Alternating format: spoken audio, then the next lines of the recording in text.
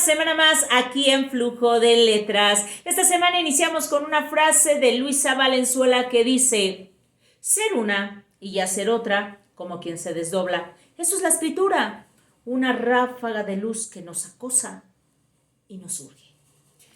He hablado en otros programas, en otros momentos, sobre la reciprocidad entre el acto de la lectura y de la escritura. Para mí son un causa-efecto. Si tú lees, escribes. Si escribes es porque lees. Porque hay en estos actos una retroalimentación enriquecedora que no debemos por ningún motivo dejar de hacer. Nuestras vidas deben de estar llenas de lectura y escritura. No hagas caso omiso cuando tengas la necesidad de escribir, porque incluso puede funcionar como una terapia. Y eso, aunque no lo hagas público, aunque no seas un gran escritor, un escritor consagrado, te puede ayudar en el autoconocimiento. Y si llega alguien más a leerlo, puede servirle a alguien más también. Uno nunca sabe. La escritura y la lectura siempre tienen sorpresas. Siempre nos dan sorpresas. Bien, vayamos con nuestro parador literario. El día de hoy tenemos a uno de los grandes escritores y más influyentes de todos los tiempos. Este poeta griego, Homero. Se dice que data del siglo IX al octavo antes de Cristo. También se clasifica en el periodo clásico o en el periodo arcaico. El clásico de Homero hasta la llegada de Alejandro Magno en el 336 antes de Cristo. En el periodo arcaico se dice que del 8000 al 500 antes de Cristo. ¿Y qué podemos decir más de Homero? Hay discusión de dónde era. Hay unos que dicen que era de Atenas, de Ítaca, y también viene la discusión que pudo haber sido, o está esa discusión de Asia Menor. Ahí está. No hay nada específico. Pero de que sí sabemos que este poeta, con sus dos grandes obras, la Ilíada y la Odisea, ¿qué debo de decir? No se le considera como el autor, sino como un compilador y también unificador de varios relatos orales que él también se encargaba de recitar. Y va a ir enriqueciendo estos dos grandes poemas de esas hazañas, de esos elementos que daba la cultura, la cosmovisión y cómo se fueron creando, lo que él percibía en su época. Y por lo tanto, han sido hasta el día de hoy la base de la educación y la cultura griega en la época clásica, así como en la literatura occidental moderna. Hasta nuestros días siguen totalmente vigentes. Y con esto debo de decirte que en Grecia nace la cultura occidental y Roma se encarga de difundirla. Y debo agregar que con esto debo explicarte que a qué hacemos referencia o por qué tendríamos que mencionar que es literatura antigua. ¿A qué se le dice literatura antigua? Hace referencia a la literatura, ¿sí?, en que surgen esas grandes culturas y esas grandes civilizaciones de la humanidad. A eso se le llama literatura antigua. Ya ubicado Homero con sus dos grandes poemas, los cuales fue compilador, tengo que hacer la aclaración de qué tipo de género pertenecen.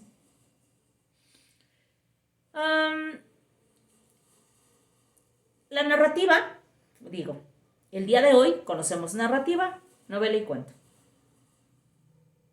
Son situaciones, hechos, anécdotas y demás. ¿Qué es lo que sucede con el género épico? Que es al cual están catalogados o a los cuales pertenecen la Ilíada y la Odisea. El género épico, que es el fruto, ¿sí?, del coraje, del esfuerzo, de esos hechos que merecen o son dignos de ser ensalzados. Eso es lo épico, rescatarlos. Y por lo tanto también van a tener elementos míticos, elementos divinos, combinados con semihumanos, dioses, semidioses, y totalmente mortales. ¿Sí? Era la cosmovisión griega. Eran no solamente la griega, sino también todo lo que conforma literatura antigua. A eso va a pertenecer al género épico. Hazañas. Luego viene el subgénero, que es epopeya. Aquí debo decirte que la epopeya es una composición literaria escrita en verso y que obviamente es creada por personajes dignos totalmente aquí de ser mencionados, destacados de su tiempo. Y está ahí clarificado: género épico, subgénero epopeya. Hay quienes podrían preguntar, y voy a hacer la aclaración, ¿qué sucede con los himnos? También narran hazañas heroicas. En el caso del himno al Estado de México o el himno nacional, es épico, epopeya e himno. Epopeya, ejemplos, el Cantar del Mío Cid, que tendremos en otro momento en un programa de Flujo de Letras, y por otro lado, la Ilíada y la Odisea, epopeyas. Himno, épico, himno, himno nacional, himno al Estado de México. El himno al Estado de México, el compositor es Heriberto Enríquez. En el caso del himno nacional, Francisco Bocanegra. Entonces, los dejamos a un lado, porque incluso el himno tiene como característica un estribillo, esa parte musical, esa parte que todo el mundo corea. Ahora, ¿qué sucede? Épico y epopeya. ¿Cómo están escritos los dos grandes poemas que pudo compilar Homero? Están escritos en hexámetro dactílico, es decir, 6 sílabas por cada verso. Y la última palabra tenía una vocal tónica, y 2 átonas.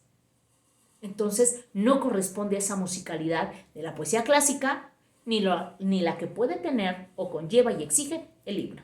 Entonces, ya estamos aclarados, ¿sí? Ya tenemos, ahora sí, clarificado el género, el subgénero de los dos grandes poemas de Homero, de este escritor griego, o este poeta griego. Y bien, debo de decirte que también la Ilíada tendría que haberse llamado Aquiliada, por Aquiles, al igual que la Odisea, por Odiseo. Pero no, Homero intitula la Ilíada, porque no solo va a narrarte, vayamos a la anécdota, vayamos a la trama de la Ilíada, no va a narrarte solamente la vida de Aquiles, sino de todo un conflicto del pueblo helénico. Paris, de cascos ligeros, se roba a Helena. Helena es esposa de Menelao, y Menelao es hermano, de Agamenón, y Agamenón es comandante de Aquiles. Están en la guerra, están en la trifulca. Los griegos quisieron rescatar a la reina Helena para tratar de, ahora sí que subsanar la afrenta cometida. No se puede hacer nada. Y cuando Agamenón va a reprender a Aquiles, él se retira de la batalla. ¿Quién va a entrar en acción? Patroclo. Su gran amigo de la infancia se pone la armadura y se va en lucha. Obviamente lo matan, y en todo lo que es la ciudad lo van a arrastrar su cuerpo. Cuando se entera Aquiles, obviamente los dioses, aquí tenemos que hablar y aclarar nuevamente, o estar más bien, voy a hacer hincapié en que por eso son poemas épicos, porque están combinados con mitología, con cuestiones divinas. A Aquiles le van a otorgar una nueva armadura y mucho más reluciente. Cuando se entera de la muerte de Patroclo, va en acción, entra nuevamente a la batalla y va a matar a Héctor, el hijo de Priamo, que es Héctor, hermano de Paris. Él tiene que hacer presencia. Aquiles llega y mata. Busca a Héctor y le va a enterrar su lanza en el cuello, como toda una fiera. Lo va a matar y le va a hacer lo mismo. Lo va a arrastrar en toda la ciudad. Priamo le va a pedir por favor que le entregue el cuerpo para hacerle los funerales adecuados, y se da como una especie de tregua. Mientras tanto, se está por ahí confabulando y va a entrar Odiseo y se va a crear lo que es el caballo de Troya. Los pobladores piensan que es un don o un regalo de los dioses, lo llevan a la ciudad abren el caballo y salen, obviamente, todos los combatientes. Van a quemar la ciudad y aquí va a surgir algo bien interesante. Eneas es uno de los sobrevivientes, va a agarrar a los sobrevivientes y los va a llevar a su pueblo, Italia. Y ahí, en mi colación literaria, te voy a decir quién es Eneas. Bien, ahora, ¿qué sucede? La batalla sigue. Obvio, Aquiles no era necesariamente su talón, la parte vulnerable, así como podríamos decir en otras obras, ¿cuál es la parte vulnerable? Me acuerdo ahorita de este personaje también, del Cantar de los Nibelungos, Sigfrido, que tiene una parte vulnerable que es en su espalda, pero bueno, eso también habrá otro programa. Sin embargo, regresando a nuestro programa del día de hoy, de Aquiles, en cuestión de la obra de la Ilíada, pues no, su talón no era necesariamente su parte vulnerable, sino fue Patroclo. Ese gran amigo que al verlo muerto no sabe qué hacer. ¿Sí? Bien, ahí está. Y te la dejo hasta ahí para que tú vayas en busca de la lectura completa. Es extraordinaria. Ahí te la dejo en el tintero. Nos vamos con la Odisea. La Odisea responde, obviamente, Odiseo, pero Odiseo es en el ámbito griego, Ulises en el ámbito latino. Por si lo encuentras y dices, ¿quién es Odiseo y Ulises? Griego, Odiseo, latino, Ulises, ¿sí? La cosmovisión. Bien, o digamos el contexto más bien, ahí corrijo, es el contexto. Y bien, ¿qué sucede en la Odisea? Ahí sí va a contar el primer canto, o las tres partes más importantes de la obra de la Odisea es en el hecho de que Telémaco va en busca de su padre Odiseo. Segunda, todas las peregrinaciones de Odiseo. ¿Qué sucede? La isla de los cíclopes, el cantar de las sirenas, recordamos ese episodio bien interesante, donde todos los navegantes, todos los que van en la tripulación de Odiseo, se tienen que tapar los oídos con cera para no escuchar el canto que va a encantarlos, ¿sí? A todos los de la tripulación.